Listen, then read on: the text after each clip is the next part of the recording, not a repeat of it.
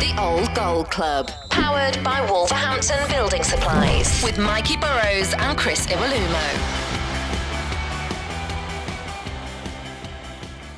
Welcome along to the Old Gold Club. I'm Mikey Burrows. Alongside me, as ever, is Chris Iwelumo. Our guest this week spent 5 years at Molineux between 2008 and 2013, making nearly 200 appearances and scoring 64 goals to leave him joint 24th on the all-time list. Welcome to the Old Gold Club, Sylvan Augustus Ebanks-Blake. Oh, he's gone for the full name. I knew you would. Thanks for having me. I love it, man. And I love the fact that we're able to reunite this promotion-winning strike force. Prolific promotion-winning strike force. What a partnership you were. Yeah, we done all right. Well, you did more than all right. You've got, when I first came in, I think, and obviously we spoke to Mick a couple of weeks ago, and the loyalty he showed to you and Keogh, Plymouth away, remember that? Yeah. And I remember I got a couple of goals against Accrington, and then he put us together, and that was it. It just clicked. You know, we kicked on. We bullied teams. We went in with the mentality, I think, just that we'd score more goals than whoever we were up against. If they scored 3, we'd score 4. It was just, we were a confident bunch. We played an expansive game. Obviously, we've got Jarvo and Kites. You got Jonah and Henry. You know what I mean? You look at the quality there, ticking all boxes now. The technical ability of the players. Kites with the goals that he brought as well. You know, it was, and I guess that partnership. You know, I think we touched on it before about not talking and being in that social circle off the pitch, but on the pitch it was very much a relationship that was it was like a sixth sense. Yeah, it just worked. I don't think we necessarily worked at it. It just clicked and kept clicking, and we scored goals and it worked. And sometimes that's how it goes, you know. And that's exactly how it was with me and Looms. Well, I mean, at the time, you were scoring goals for fun. I mean, you were, by the time you arrived, you were firing in goals at Plymouth. That's the reason why Wolves triggered a contract clause to get you. I mean, when you think back to that period, because it's remarkable, and I say it's only when I didn't realise it was a contract clause, because when you look at it and go £1.5 million, just not seem enough for a player of your quality at that time. Well, at that time, it was quite a bit of money, to be fair. I think they brought Freddie Eastwood for a similar fee. But I had a clause in my contract at Plymouth. And Wolves triggered it. I came down and signed. And it was, the best thing I did. Can I ask you then, so you say you've spoke about the drive and wanting to make it to the top. Plymouth, you knew it was a stepping stone. Yeah. As a player, you go there, you deliver, you score the goals, that opportunity is going to come. When Wolves come knocking, what's coming to your head? What is the attraction there? Obviously the size of the club. Did you know much about the club, the history of the club, or you just knew it was a big club where the fan base that it's got? I didn't know a massive amount about the club. I knew it was a big football club. Obviously, everyone has heard of Wolverhampton Wanderers. I think for me, I got the call, say, on the Wednesday or the Thursday. I came down and I met Mick here at the stadium. We came down to the stadium and stepped out towards the pitch, out of the tunnel and into the stadium. And I remember thinking, this is the arena I want to play in. And that was it for me. There was nothing more to be spoken about. Signed the contract. I think I pretty much stayed down and played that Saturday. Because it was actually a defeat, wasn't it, that first game? Yeah, it was. Against Crystal Palace. There must have been a part of you, even after that, thinking, actually, what have I come to? I mean, it was, I signed on, the Thursday, played the Saturday, obviously travelling down from Plymouth, stayed in the hotel. And then we've played Crystal Palace at home, I think, and Scowcroft has scored a hat-trick, I believe. I had a good chance as well. About 6 yards out, header, not best with my head either. And I thought it was a half chance, but looking back, it was a decent opportunity on my debut to score. And anyway, we got beat 3-0.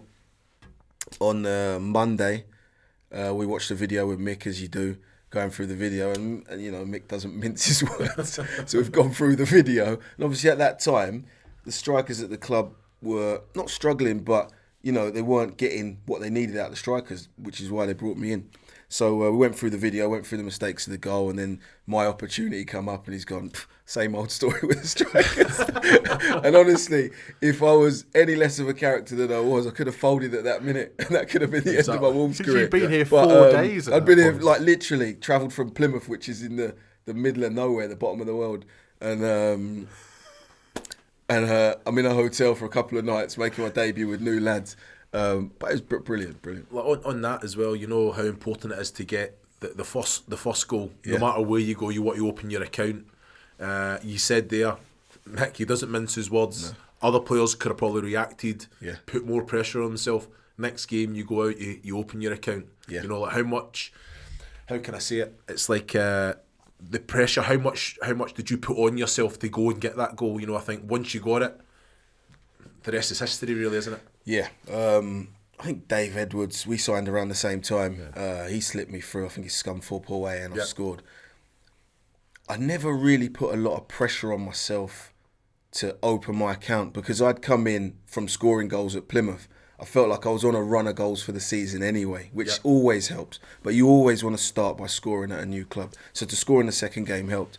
But no, I didn't put too much pressure on myself.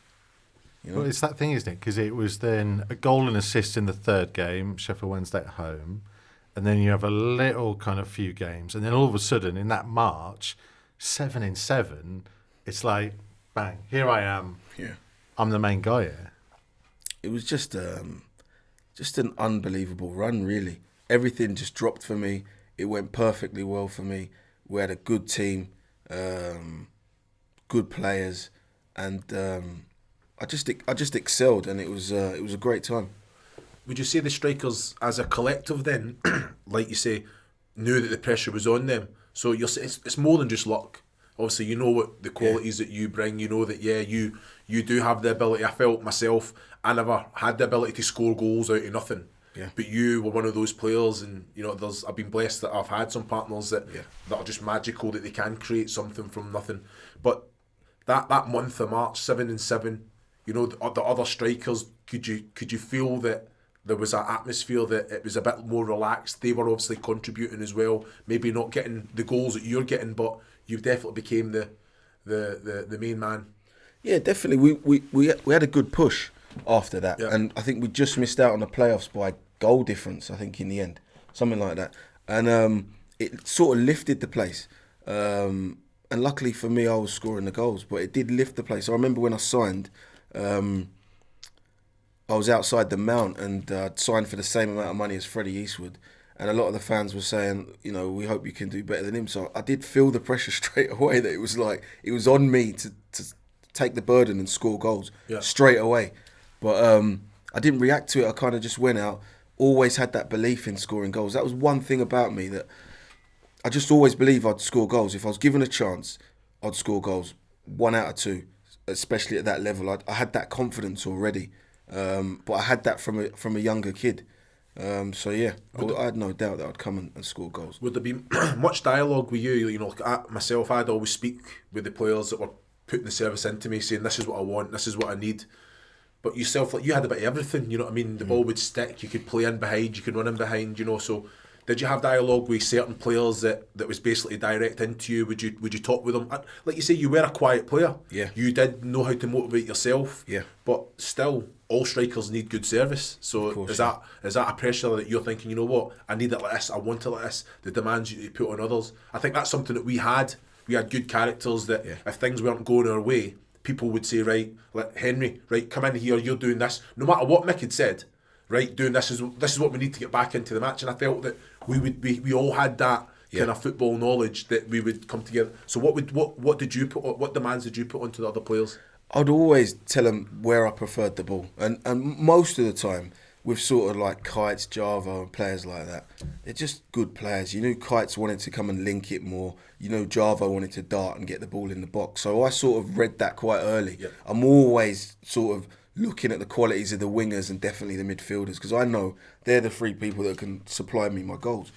But generally, the only message I would say is when you get into the byline or when you get in wide, just put it across the back of the defenders. That's where I want to be. Yep. Because if I'm not getting there, it's an own goal. There's a spill out. Yep. The keeper's part. that was the only request for me, because that's the area I love to be in.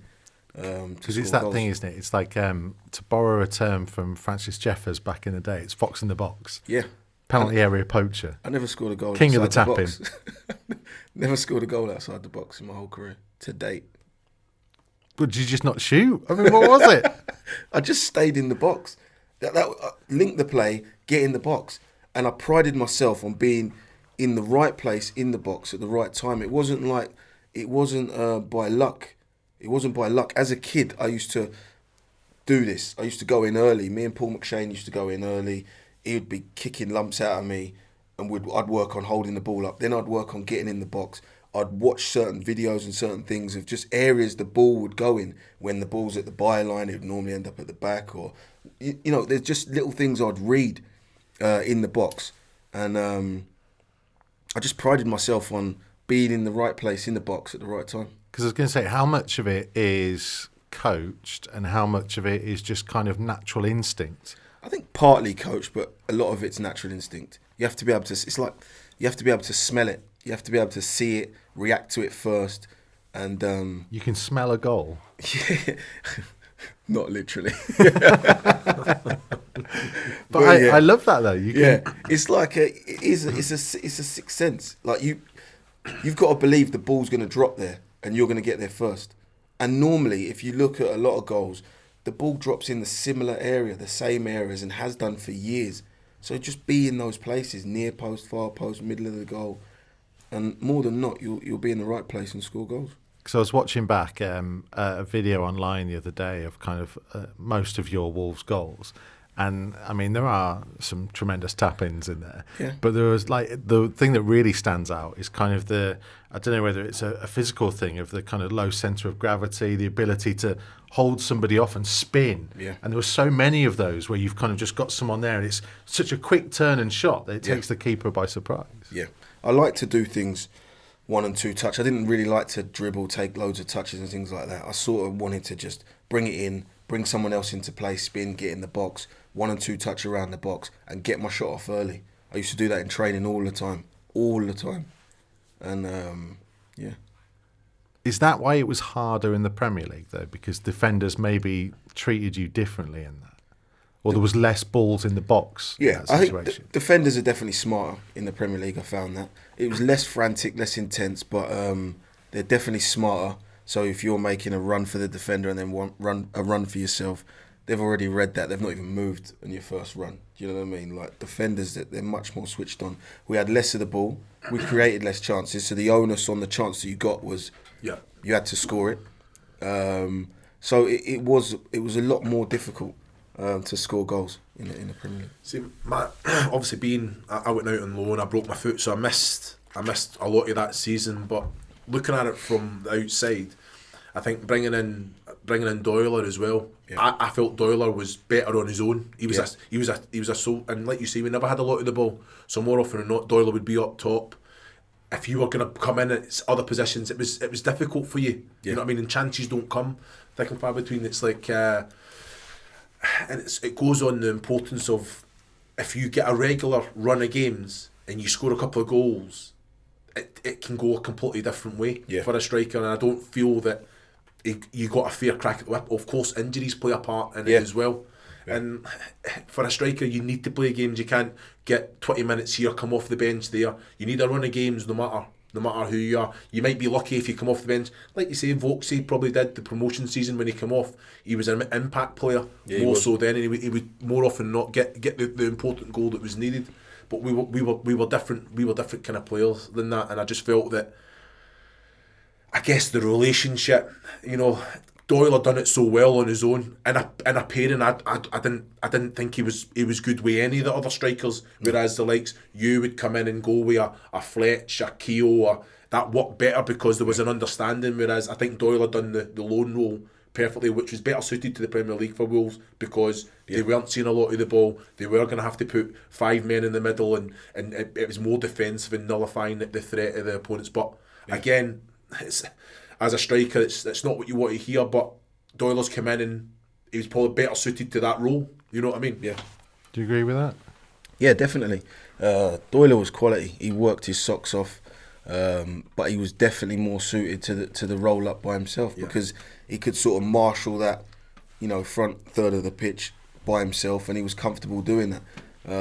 So it was difficult for me to get a lot of minutes when we're not seeing as much as the ball, and the onus is on us to just stay in the league more, lose more games than we win, but stay in the league. And that was kind of the thing when you sort of go up the levels, is that you're going to win less games, but ultimately if you stay up, that's the target. Can I ask you then, just, you said there about obviously Doyle was better suited in that role. Did that make you at any time, because you knew we all want to play football, the hardest thing is being on the bench and not being involved? You don't feel part of the group. So was there any part of you then that thought, you know what, I'm going to try and change my game a little bit because you've obviously had that chat with the gaffer. You went and said, look, I can do that role. I can be up there top and one, because you just want to get the minutes. You want to play. Of course you do. So was any part of you that thought, right, okay, because look, Guardiola's come in at City and said Aguero's not working hard enough. He's still scoring. You know what I mean? Yeah. He's still he's changed his game. He has changed no matter who he was. So Sylvan Ebanks-Blake wants to play in the Premier League because you know what, you can score goals at any level. Yeah. Did you think then, I need to change, I need to think about my style of play here? I can't be that player that can float in and out of matches. I've got to be that player that could, because I seen it. I did when you did get the opportunity, you did work your socks off, and just the chances never came because in the Premier League it's a lot harder. Yeah, it is. Yeah, definitely. I think, especially the second season, that summer, I said to myself, I need to be fitter, I need to be sharper. I think summers before that, and people that know me is like, once I know. Once the season's finished, pre-season's for getting fit. That was my mentality. It worked for me for so long, and as you go up the levels, you just can't get away with it. So when we got promoted, I went away on my holidays as I do, come back, get fit for pre-season, and then play. But naturally, we're going up another level. It doesn't work like that, and I pulled my hamstring, I think, in the first game. Yeah, you missed 4 of the first 5 games. So it's a slow start already, and then that season sort of just petered out for me. So then that summer, the next summer, consciously I worked harder to come back in better condition with a better mentality, and I started that season really well. I think I scored 7 goals in the first 14 games, something like that, and I was well on my way to scoring 10 goals that season, getting into double figures. I remember it, and then I done my medial.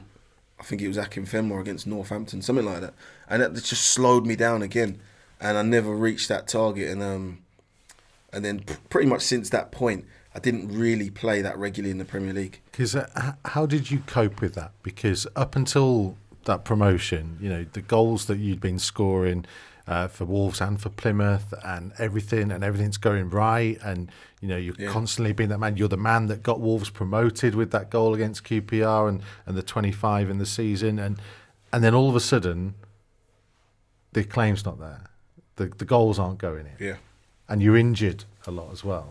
How do you cope with that? It's difficult. It's probably the most difficult period in my career, when I was playing less games at a club that I loved being at, with lads that I got on with, and I wanted to play, I wanted to contribute, I wanted to score. So it definitely was difficult, but I had to sort of change my role, that I was going to play less, maybe come off the bench. I had to be ready, I had to be prepared, I had to support the other lads, and I felt like I did that, because if I didn't, Mick wouldn't have kept me around the place. And there was no time in my Wolves career where I was asked to go out on loan, or there was an option to go out on loan. That was never going to happen. So that's because I just had to support the other lads, and they were good lads as well. We had a good set of lads. It would have been very difficult for me to be a bad egg amongst good lads. I would have been out of character, massively out of character. There was no bad lads. They were all good lads. So I supported them, supported Doyle, Fletch, and all the other lads, and just wanted to win games, stay in the Premier League, and contribute where I could. So that was a conscious decision by you then. So you're injured. First and foremost, you want to get yourself fit. You want to get yourself back in the group. But then you knew, all right, I'm going to miss this period of time. How can I influence the group in other ways? And was that a conscious decision by yourself? Yeah, definitely. I thought, because I think that's quite hard. I see players, you don't see them. No, of course, they do. Yeah. They can't come in. They don't For me, it was hard just watching you guys go out and train. Yeah, you know what I mean. But still, there was good people around you. It was a good group that did give you a bit of sanity. I think for me it was the environment. Like to come into Wolves training, you remember what it was like. The environment was good. Like the staff, the players. It was a good environment to come into. You didn't feel like you didn't want to come in. There was no days I woke up and thought, I don't fancy coming in today, even though I'm not playing. Or I always wanted to come in. And I just had to consciously just understand that I've got to work harder in training. I've got to do, because like I never used to work that hard in training. I used to think training was just like, you know, sharpen your tools a little bit. You don't need to be tear-assing all around the place. And but then I had to understand that you have to work harder in training in order to get into the team. So like I had to change that mentality, because before I would train how I trained, and because I was scoring, I was pretty confident I'd be in the team on a Saturday. Where that whole mentality shift happened for me, where I had to work harder in training in order to get into the first team. And Mick had to explain that to me, you know, sometimes week in, week out. Like, I need to see you on the training ground working hard so that I can select you on a Saturday, you know. So that was a difficult transition, but I tried to get my head around it. Because what was your relationship like with Mick, and how did you feel when he went? Because, I mean, when he was in the other week, he was very honest, and he told a story of in the first probably couple of weeks that you were at the club, that because he mentioned Taff, Ian Evans, who was his assistant before Terry Connor, where he said that he looked round and Taff looked at him, and Taff came up to him during the game and went, "Don't even think about it." And he said, "What?" And he said, "It's 0-0. And he said, "I know what you're thinking." He said, "But don't take him off, because he's going to get a goal. Like, there's no one better on the bench." And Mick had to learn to trust you in that respect, that you would deliver for him. And he sat here, didn't he? And he said you were the best player he had in that time because you always delivered for him. Yeah, it just worked. It just worked. He was probably the best character for me because he stayed on me. Like I probably needed that. I needed someone to keep staying on me when I thought, nah, I'm fine, leave me, to get on with my own thing and I'll score goals. He'd keep staying on me, and it worked. It worked unbelievably well, and Mick was brilliant for me. Because you also, though, scored goals. I mean, we go to the championship season of the relegation. Yeah. You actually still scored goals under Stoller. You were scoring goals under Dean Saunders. Yeah. It was at that level, especially championship level. I sort of felt like I would score goals at that level no matter what. Even though I'd had 3 seasons of stop-start injuries, not really scoring. As soon as we were in the championship, I felt like, play me regularly in the championship and I'll score 25 goals. That was my mentality, even though I'd not played in that league for 3 seasons. I'll ask you then, right? So relegation, end of the season, you go away. Was it the new Sylv mentality or the old Sylv mentality? As in, because you're tried and tested at the championship level. Yeah. You score goals.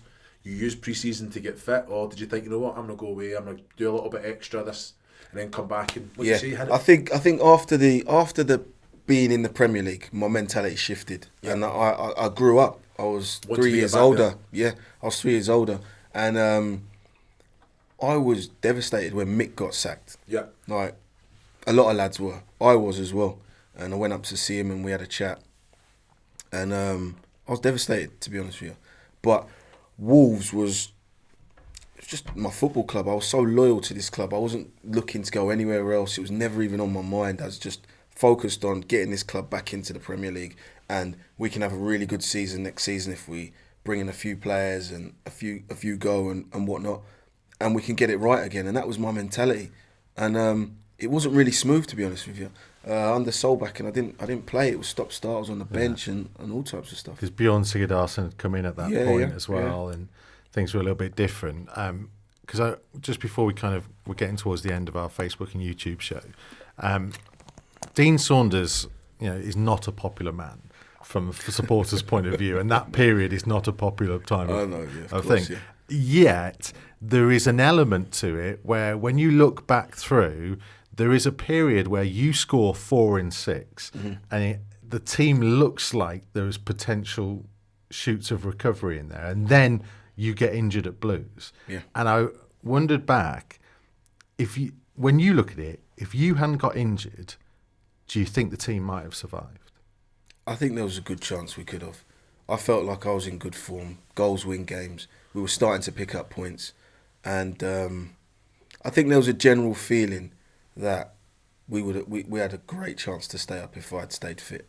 And I'm not sort of someone who likes to blow my own trumpet, but at that time, I was scoring goals and we were winning games, and the form had picked up.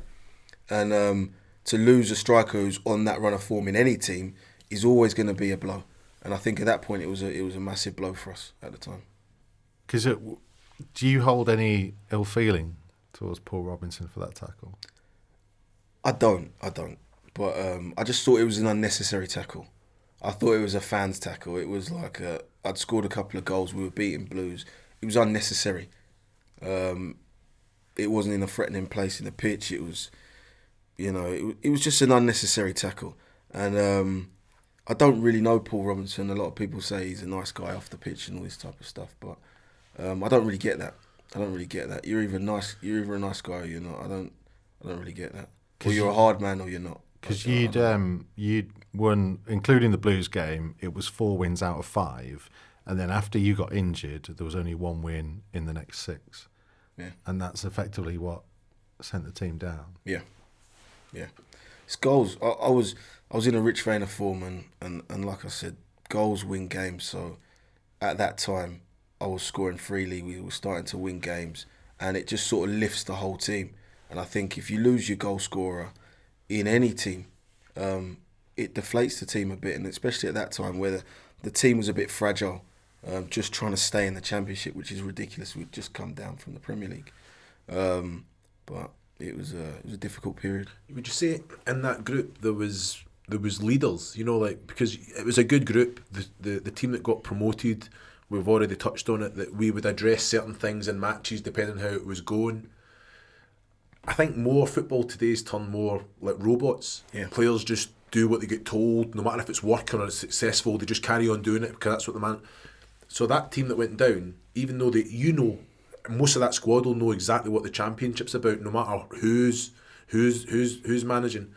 Could they players then not think, you know what, he said this, we're doing this, or not? Is that I'm talking about squads that I've been in, dressing rooms that I've been in. Matches that I've not seen the ball and that someone's went, we're doing this, no matter what's getting said, and then you get a foothold in the match and you go on and you get the result. Of course, there's been little moments there that I felt that the manager set you up in a certain way that a lot of the players didn't agree with. Yeah, it was. I think especially with Solback, and he set us up to sort of be a counter-attacking team, and I felt like we were a front foot team. Like we just come from Mick McCarthy, which is high energy, high press. Yeah. And take the game to them, to now we're just sitting back and waiting to pounce. And a lot of the lads didn't agree with that, and it didn't work ultimately.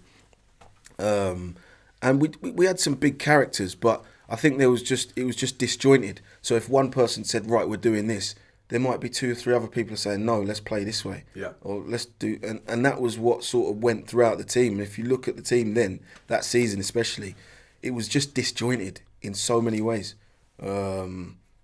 And it was a shame, really, because we had a good squad.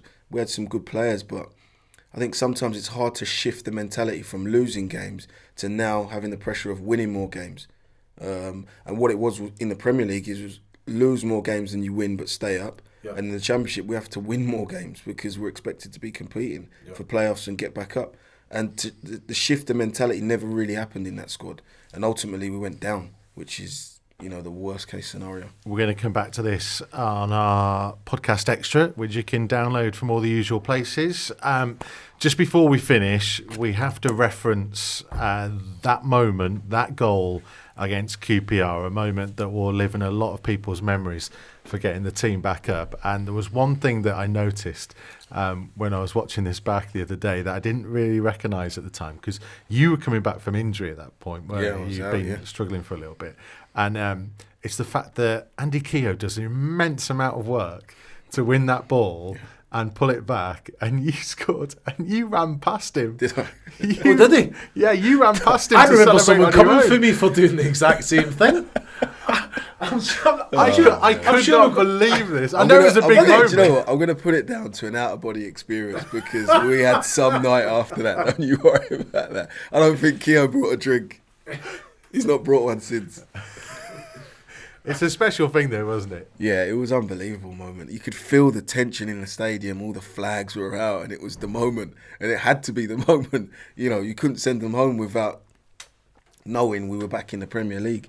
And I'd not played a lot of football at all. I think I played 60 minutes that game, and Keogh's just, you know, unbelievable. He just wouldn't give up any lost causes, and you knew that. I knew that. So I was always, when the ball was going, it was going. I was thinking he's gonna get there. So I was just positioned, ready, and he got there, and that's what he does.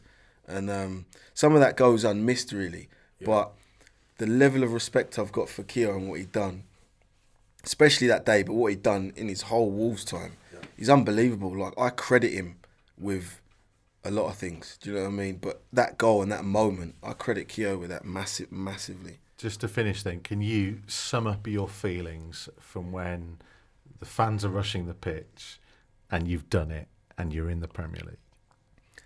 It was just unbelievable feeling. But it was, for me, it was like an expectant feeling. It was like, now we're here. Like, this is what I've wanted for so long in my mind anyway. So it was like I'd prepared myself mentally for this moment already. So it wasn't so much of a surprise. It was like, now we're here. Now the real pressure's on to perform at this level. I was already thinking about the next season. I wasn't getting too carried away with this is going to be the best moment in my career, because at that age you think that you're going to go on to win loads of things and play at the top level for ages, but it doesn't work like that. No. That turned out to be, you know, my only winning medal, really. But you don't think like that at that age. But I just remember thinking, we're here, we've arrived, we're going to enjoy it, but get ready for this next season kind of thing. Enjoy your summer, and then the pressure's on again. So I didn't truly enjoy it the way I should have, which is crazy, really. And it's only now when I look back and reflect on it that I'm able to enjoy the moments, because at that time I didn't bask in it too much, and I wish I did, really, but different mentality. Plenty more to come from Sylvan Ebanks-Blake, and it'll be on our podcast extra, available to download from Apple iTunes and from Spotify and other places probably as well. We will talk in detail about that goal against Charlton as well, because we've discussed it quite a few times, because Looms was on the opposition that day, and no doubt he'll have a view on it as well. So make sure you download our podcast for that and much more from Sylvan Ebanks-Blake on the Old Gold Club. Thanks for watching. The Old Gold Club, powered by Wolverhampton Building Supplies, with Mikey Burrows and Chris Iwelumo.